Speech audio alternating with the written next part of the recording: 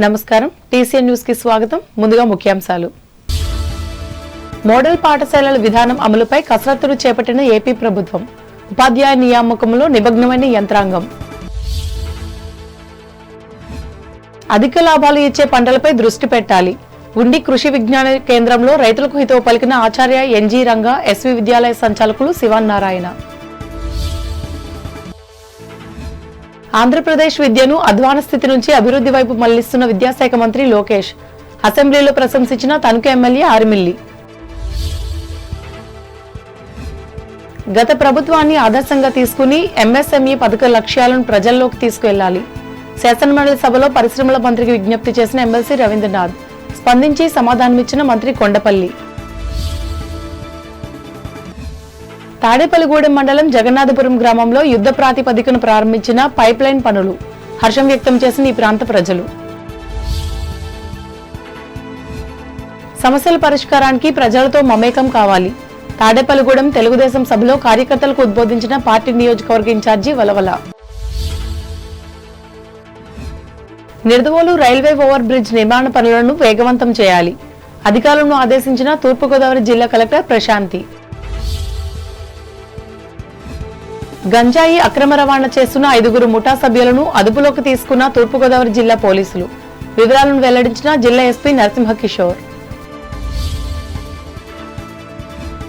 Amalapuram collectorate లో విదేశీ వ్యవహారాల హెల్ప్ డెస్క్ ను ప్రారంభించిన కలెక్టర్ మహేష్ కుమార్, ఎస్పీ కృష్ణారావులు. ఈ ఖరీఫ్ సీజన్ లో ప్రకృతి వ్యవసాయ విధానంపై అవగాహన కల్పించనున్న ప్రభుత్వం.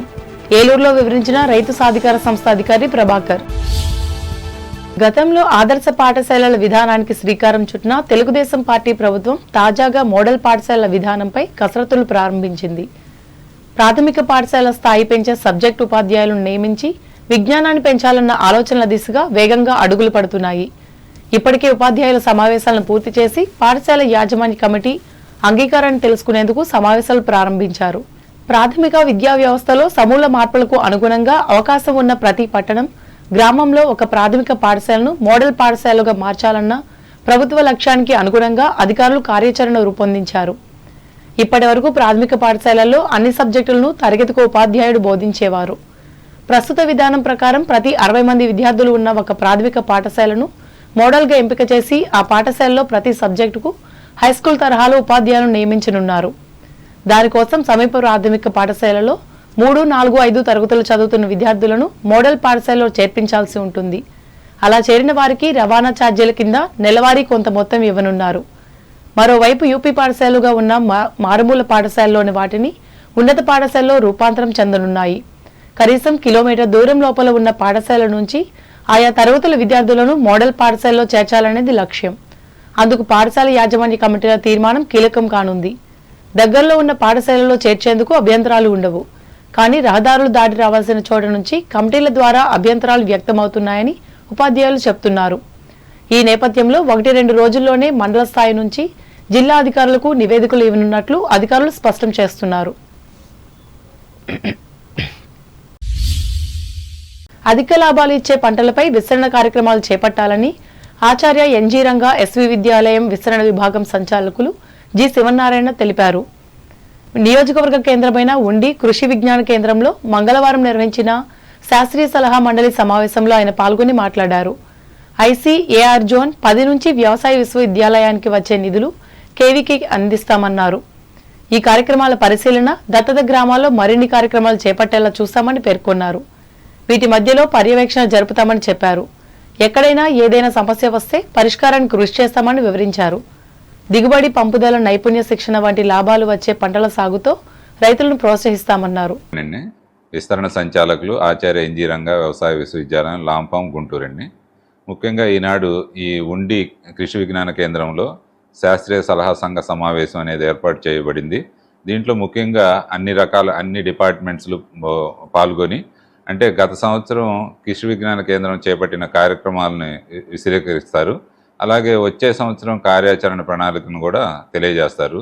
దీన్ని ఏంటంటే ఈ సభ్యులందరూ కూడా ఆమోదించి కృషి విజ్ఞానం అభివృద్ధికి ఎలాంటి ఇచ్చిన సలహాలను పాటిస్తూ వచ్చే సంవత్సరం కార్యాచరణ అనేది ప్రణాళిక అనేది సిద్ధం చేసి ఈ సభ్యులందరూ కూడా దాన్ని అప్రూవ్ చేయాల్సి ఉంటుందండి. ముఖ్యంగా ఈ కృషి విజ్ఞాన కేంద్రాలు ఏంటంటే మనకి జిల్లాలో ఉన్న కొన్ని గ్రామాలని దత్తతగా తీసుకొని ఆ గ్రామాల్లో ఈ పంటల ఈ సాంకేతిక పరిజ్ఞానాన్ని పరిశీలించడం కానీ, అలాగే ప్రథమ శ్రేణి ప్రదర్శనా క్షేత్రాలు కానీ, రైతాంగానికి అంటే పేదల్లో అతి పేదలకి ఈ మనకి ఉన్న శాస్త్రీయ సలహాలను కానీ, వాటి పరిజ్ఞానాన్ని కానీ వాళ్ళకి శిక్షణా కార్యక్రమాలు ఇవ్వటం.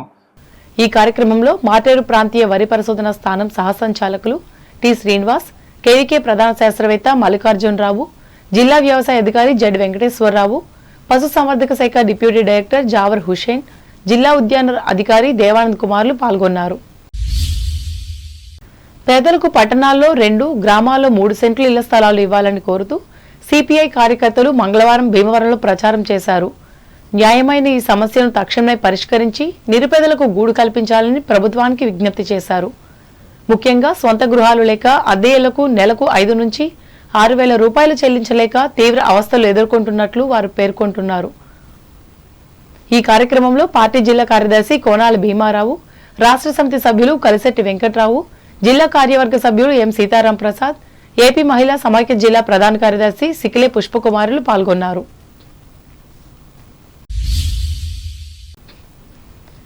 గత వైఎస్ఆర్ కాంగ్రెస్ ప్రభుత్వంలో అధ్వానంగా తయారైన ఆంధ్రప్రదేశ్ విద్యా వ్యవస్థను విద్యాశాఖ మంత్రి నారా లోకేష్ గాడిలో పెడుతున్న తీరు అందరినీ ఆనందపరుస్తున్నట్లు తణుకు ఎమ్మెల్యే ఆర్మిల్ రాధాకృష్ణ చెప్పారు. రాష్ట్ర రాజధాని అమరావతిలో జరుగుతున్న అసెంబ్లీ సమావేశాల్లో మంగళవారం ఆయన పాల్గొని మాట్లాడారు. ముఖ్యంగా పాఠశాల విద్య నుంచి పోస్ట్ గ్రాడ్యుయేషన్ విద్య వరకు నాటి ప్రభుత్వంలో ఉన్న సమస్యలను విశ్లేషించి చెప్పారు. అంటే ముఖ్యంగా ఈరోజు స్టూడెంట్స్ కిట్స్లో కానీ సేవింగ్ ఏ విధంగా ఉంది, అనేక విధాలుగా గతంలో బొమ్మలు వేసుకుని స్కూల్ కిట్స్లో 1000 కోట్ల రూపాయలు ఈరోజు ఆదా చేయడం జరుగుతుంది అధ్యక్ష. అలాగే యూనిఫామ్స్ కూడా తీసుకుంటే ఈరోజు 2 సైడ్ ప్రింటింగ్తో యూనిఫామ్స్ ఇవ్వడం జరుగుతుంది అధ్యక్ష. గత ప్రభుత్వంలో 8th and 9th స్టాండర్డ్ విద్యార్థులకు ఇచ్చేటటువంటి యూనిఫామ్లో 3 జతలకు ఇస్తే కేవలం 2 జతలకు వచ్చింది అధ్యక్ష. ఈరోజు అటువంటి పరిస్థితి నుంచి మరలా పూర్తిగా వారికి కావాల్సినటువంటి క్లాత్ని అంతా కూడా ఇచ్చి ముందుకు వెళ్ళడం జరుగుతుంది అధ్యక్ష. ఏదైతే ఆ రోజు ప్రతిపక్షంలో ఉన్నట్టు హామీ ఇచ్చి డిఎస్సి నిర్వహిస్తానన్నాడు, మెగా డిఎస్సి అన్నాడు, జంబో డిఎస్సి అన్నాడు, మినీ డిఎస్సి అన్నాడు. కానీ ఒక్క డిఎస్సి కూడా నిర్వహించకుండా కాలం గడిపినటువంటి పరిస్థితి నుంచి ఈరోజు 16,347 టీచర్ ఉద్యోగాల భర్తీ కోసం డిఎస్సిని నిర్వహిస్తాం జరుగుతుంది అధ్యక్ష. ఎప్పుడు ఈ రాష్ట్రంలో టీచర్లని రిక్రూట్ చేసుకున్నారో ఆ రోజు తెలుగుదేశం ప్రభుత్వం మాత్రమే సాధ్యమైందని ఈ సందర్భంగా తెలియజేస్తున్నాను అధ్యక్ష. అలాగే ఎస్సీ, ఎస్టీ, బీసీ, మైనారిటీ విద్యార్థులకు సంబంధించి pre matric and post matric స్కాలర్షిప్లను కూడా ఈరోజు గత ప్రభుత్వం నిర్లక్ష్యం చేస్తే దాన్ని కూడా అమలు చేయడం జరుగుతుంది అధ్యక్ష. ఈరోజు అలాగే ముఖ్యంగా ఏదైతే యూనివర్సిటీస్ ఉన్నాయో అధ్యక్ష, యూనివర్సిటీకి సంబంధించి ఈరోజు ప్రజలందరూ కూడా చర్చించుకుంటున్నారు అధ్యక్ష. యూనివర్సిటీ వీసీల నియామకాన్ని లోకేష్ గారు తీసుకొచ్చినటువంటి సంస్కరణలు దాదాపు 500 మంది పైగా అప్లై చేస్తే ఈరోజు రాష్ట్రంలో ఉన్నటువంటి యూనివర్సిటీలకు సంబంధించి సమర్థవంతమైనటువంటి వీసీలను తీసుకుని ఈరోజు నియమించడం జరిగింది అధ్యక్ష. అలాగే స్కిల్ సెన్సెస్ ని దేశంలోనే number 1 first time skill senses నిర్వహించి తొలిసారి నిరుద్యోగ యువతకి ఉపాధి అవకాశాలు కల్పించాలనే లక్ష్యంతో లోకేష్ గారు ఈ స్కిల్ సెన్సెస్ ని తీసుకొచ్చి దాని ద్వారా స్కిల్ డెవలప్మెంట్ ట్రైనింగ్ ఇచ్చి నిరుద్యోగ యువతకి అందరికీ కూడా ఈరోజు స్కిల్ హబ్ని కూడా ప్రారంభించి వాటి ద్వారా ఉపాధి కల్పించే విధంగా కూడా చర్యలు తీసుకోవడం చాలా సంతోషం అధ్యక్ష. అలాగే ఐటీఐ కానీ, పాలీ కానీ, డిగ్రీ కళాశాలలో కానీ ఈరోజు స్కిల్ డెవలప్మెంట్ సెంటర్స్ని కూడా ప్రారంభించడం ఈరోజు చాలా సంతోషం అధ్యక్ష. ఈరోజు రాష్ట్రంలో ఉన్నటువంటి 45,000 గవర్నమెంట్ స్కూల్స్కి సంబంధించి 70 లక్షల పిల్లలకు సంబంధించి 2 లక్షల టీచర్లకు సంబంధించి లోకేష్ గారు తీసుకొస్తున్నటువంటి సంస్కరణల వలన రాష్ట్రంలో విద్యా వ్యవస్థ అంతా కూడా గాడిలో పడి భవిష్యత్తులో పిల్లలందరూ కూడా ఈరోజు ఒక మంచి విద్యారంగంలో అనేక విజయాలు సాధించే విధంగా కూడా ఈ బడ్జెట్లో జరిగినటువంటి కేటాయింపులు కూడా ఉపయోగపడతాయని భావిస్తూ ఈ బడ్జెట్ను పూర్తిగా, ఈ డిమాండ్స్ని పూర్తిగా సమర్థిస్తున్నానని సందర్భంగా తెలియజేసుకుంటూ నాకు ఈ అవకాశం కల్పించిన మీకు ధన్యవాదాలు తెలియజేసుకుంటూ సెలవు తీసుకుంటాను.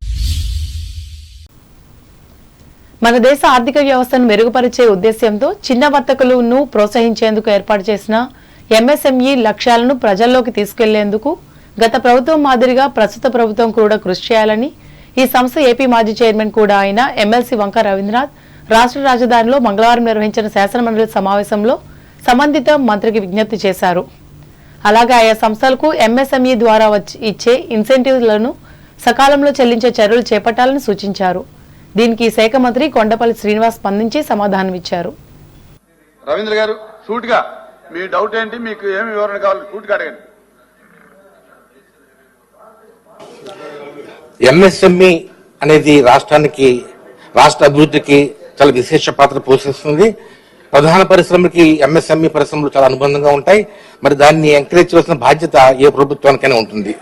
మరి ఇప్పుడు మనం మంచిగా చెప్పిన దాంట్లో 8,301 క్లెయిమ్లకి 128.63 కోట్లు మొత్తం విడుదల చేశామన్నారు. చాలా సంతోషం అధ్యక్ష. కానీ ఈ క్లెయిమ్లు అనేవి ఇంకా ఎన్ని ఉన్నాయి ఇప్పటి వరకు? అలాగే క్లెయిమ్ రిలీజ్ చేస్తున్నప్పుడు ప్రయారిటీ అయినా ఉంటుందా? అంటే క్లెయిమ్లో ఫస్ట్ అప్లికేషన్ ఫస్ట్ ఇవ్వకుండా ఎక్కడెక్కడో మధ్య మధ్యలో ఇచ్చేయడం, ఒక రికమెండేషన్ బట్టి ఇవ్వడం, వేరే పద్ధతులు ఇవ్వడం జరుగుతుంది అధ్యక్ష. అందువల్ల దాన్ని ఒక వెబ్సైట్ లో పెట్టి క్లెయిమ్లన్నీ కూడా వెన్ డేట్ ఆఫ్ అప్లికేషన్ ఒక లాంచ్ చేయండి ఎప్పుడైంది, శాంక్షన్ ఎప్పుడైంది, రిలీజ్ ఎప్పుడైంది, ఇలా చేస్తే కనుక ఒక ట్రాన్స్పరెన్సీ ఉంటుంది అధ్యక్ష. ట్రాన్స్పరెన్సీగా ఇవ్వాలని నేను చెప్తూ, మరి నెక్స్ట్ ఎంఎస్ఎంఈలకి కేవలం ఒక ఫైనాన్షియల్ సబ్సిడీ మాత్రమే కాకుండా ఇంకా వారికి హ్యాండ్ హోల్డింగ్ సపోర్ట్ చాలా కావాలి అధ్యక్ష. వారికి ఇన్ఫర్మేషన్ కావాలి, వాళ్ళకి ఒక గవర్నమెంట్ లో ఉన్న స్కీమ్స్ కావాలి. ఇవన్నీ కావాలంటే మన ఆంధ్రప్రదేశ్ ఎంఎస్ఎంఈ డెవలప్మెంట్ కార్పొరేషన్ ఉంది అధ్యక్ష. నేను గతంలో దానికి చైర్మన్ గా ఇక్కడ చేశాను. ఆ ఏపీ ఎంఎస్ఎంఈ డెవలప్మెంట్ కార్పొరేషన్ ఇంకా యాక్టివ్ చేసి ప్రతి జిల్లాలో కూడా వాళ్ళకి యాక్టివ్ చేసుకుంటే కనుక వారికి పూర్తిగా ఫెసిలిటీ వచ్చే అవకాశం ఉంటుంది అధ్యక్ష. మరి ముఖ్యంగా గత ప్రభుత్వంలో జగనన్న బడుగు వికాసం అని చెప్పేసి ఎస్సీ బీసీ ఒక మైనార్టీ వాళ్ళకి ఎంఎస్ఎంఈల ద్వారా బస్సులు తిప్పడానికి ఇచ్చారు అధ్యక్ష. సుమారు 1500 బస్సులు అప్పుడు రోడ్డు జరిగింది. మరి దానికి 45% సబ్సిడీ ఉంది అధ్యక్ష. అది ఇప్పుడు దాకా రిలీజ్ చేయలేదు. మరి ఆ సబ్సిడీ రిలీజ్ చేయడం మూలంగా ఆ ఎంఎస్ఎంఈ వాళ్ళందరూ చాలా బ్యాక్వర్డ్గా ఉన్న వాళ్ళు, ఆర్థికంగా చాలా బలహీనలు, ఎస్సీబీసీ వర్గాలు, వాళ్ళకి కూడా సబ్సిడీ రిలీజ్ చేయమని ఈ 128 కోట్లు వాళ్ళకైనా కేటాయించారా? ఈ 128 కోట్లు ఆ గతంలో ఉండేటటువంటి ఆ బస్సు హైర్ చేసే వాళ్ళకి మన అప్పట్లో పాత గవర్నమెంట్ లో జగనన్న బడుగు వికాసం వాళ్ళకి ఏమన్నా మీరు కేటాయించారా? లేకపోతే ఎప్పుడు కేటాయిస్తారు? ఈ బస్సును కోరుతున్నా అధ్యక్ష. మంత్రి గారు ఇప్పుడు ఈ ప్రభుత్వంలో ఇంకా 1500 కోట్ల రూపాయలు ఎంఎస్ఎంఈ యూనిట్స్ కి శాంక్షన్ అయ్యి ఇవ్వాల్సిన ఉన్నది అధ్యక్ష. అందులో 128 కోట్లు ఇవ్వడం జరిగింది. మిగతా కూడా ఇవ్వడానికి కూడా మేము పూర్తి స్థాయిలో కసరత్తు చేస్తున్నాము. అదైతే ఈ బస్సుల నిమిత్తమై సుమారు ఎస్సీబీసీలు సభ్యులు చాలా మంది బస్సులు తీసుకున్నారు. దానికి కూడా ఇన్సెంటివ్స్ వాళ్ళకి ఇవ్వాల్సిన బకాయిలు కూడా ఇవ్వడానికి ప్రయత్నం చేస్తాం. ఎందుకంటే ఇక్కడ కూడా ఫస్ట్ ఇన్ ఫస్ట్ అవుట్ ఎవరైతే మొదటగా అప్లై చేశారో వాళ్ళకి ఇచ్చే పరిస్థితి ప్రభుత్వం కల్పిస్తుంది అధ్యక్ష. సీక్వెన్స్ విధానంలో వెళ్తున్నాము. ఇవన్నీ కూడా గౌరవ సభ్యులకు తెలియజేసుకుంటున్నాను. ధన్యవాదాలు. The remaining questions.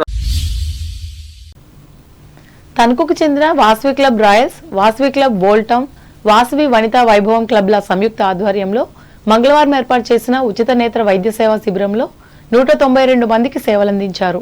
ఇందులో 36 మందికి శస్త్రచికిత్సలు, 100 మందికి కళ్లజోళ్లు అవసరమని వైద్యులు గుర్తించారు.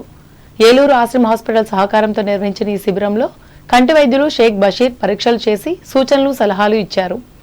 ఈ సంస్థల జోన్ చైర్మన్ సీమకుర్తి శ్రీనివాసరావు అధికారిక పర్యటన సందర్భంగా నిర్వహించిన ఈ సేవా కార్యక్రమంలో 3 సంస్థల అధ్యక్ష కార్యదర్శులు తాడికొండ వెంకటేశ్వరరావు, బలభద్ర నాగసూర్య ప్రకాష్, మాజెటి నరసింహారావు, బలభద్ర పాపారావు, కనుమూరి లీలా సరస్వతి, జల్లూరి సుజాతలతో పాటు మానేపల్లి శ్రీనివాస్, కొత్త మాణిక్యాలరావు, ఆశ్రమ హాస్పిటల్ సిబ్బంది పాల్గొన్నారు.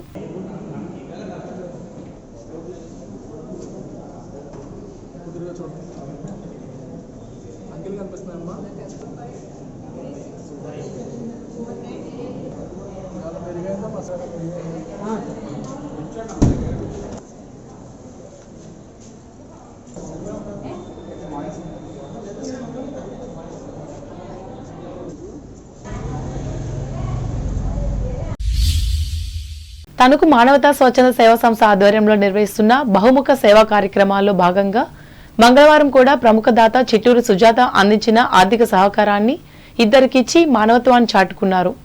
ఇందులో భాగంగా బీఎస్సీ సెకండ్ ఇయర్ చదువుతున్న కోరాడ సాహితీ అనే విద్యార్థి ఫీజు నిమిత్తం 10,000, అలాగే ఇళ్ల సింహాచలం అనే మహిళ వైద్యం కోసం 10,000 రూపాయలను అందజేశారు. ఈ సందర్భంగా సంస్థ అధ్యక్షురాలు కటారి శారదాదేవి మాట్లాడుతూ వేరువేరు కారణాలతో ఆర్థికంగా ఇబ్బందులు ఎదుర్కొంటున్న వారికి సహాయం చేయడమే తమ సంస్థ లక్ష్యమని చెప్పారు. తణుకు మానవతా సంస్థ నుండి జిల్లా సింహాచలం అనే ఆమెకు ఎన్నుపూస ప్రాబ్లం ఉంది. ఆమెకి ఆపరేషన్ నిమిత్తం ఈ మానవతా సంస్థ నుండి 10,000 రూపాయలు అందజేయడం జరిగింది. ఈరోజు చెక్ అందజేయడం. అలాగే ఉమెన్స్ కాలేజీలో చదువుతున్న ప్రాణ సాహితీ అనే అమ్మాయికి 10,000 రూపాయల ఫీజు నిమిత్తం టూరి సుజాత గారి ఆర్థిక సహాయంతో ఇవ్వడం జరిగింది. అలాగే మా మానవతా సంస్థ అనేక సేవా కార్యక్రమాల్లో భాగంగా ఈరోజు ఇలా ఇవ్వడం జరిగింది. వచ్చే వారం 2-3 రోజుల్లో 4 రోజుల్లో మరలా బాళ్ళ బుల్రామయ్య గారి జ్ఞాపకార్థం 3 చక్రాల సైకిల్ ఇవ్వడానికి ప్రిపేర్ అయ్యాము. అలాగే రేపు ఒక స్టూడెంట్కి కంప్యూటర్ ఇవ్వడం జరుగుతుంది. అలాగే అనేక సేవా కార్యక్రమాలు చేస్తున్నాం మానవతా సంస్థ నుండి. ఈ గొప్ప సేవలకు ఎంతో మంది దాతలు ముందుకు వచ్చి సహకరిస్తున్నట్లు ఆమె చెప్పారు. గమని ఫంక్షన్ హాల్లో ఏర్పాటు చేసిన ఈ సేవా కార్యక్రమంలో మానవతా జిల్లా మాజీ చైర్మన్ గమని రాంబాబు, స్థానిక మాజీ అధ్యక్షులు ఆలపాటి సుబ్బారావు, సభ్యులు కటారి కాశీ విశ్వనాథరాజు, ఆకుల శేషుబాబు, కెవి రమణమూర్తి, పాతూరి శివనారాయణ, పులమాల వీరభద్రం, ఆకెల సుబ్రహ్మణ్యం, డాక్టర్ దాట్ల సత్యనారాయణ రాజులు పాల్గొన్నారు.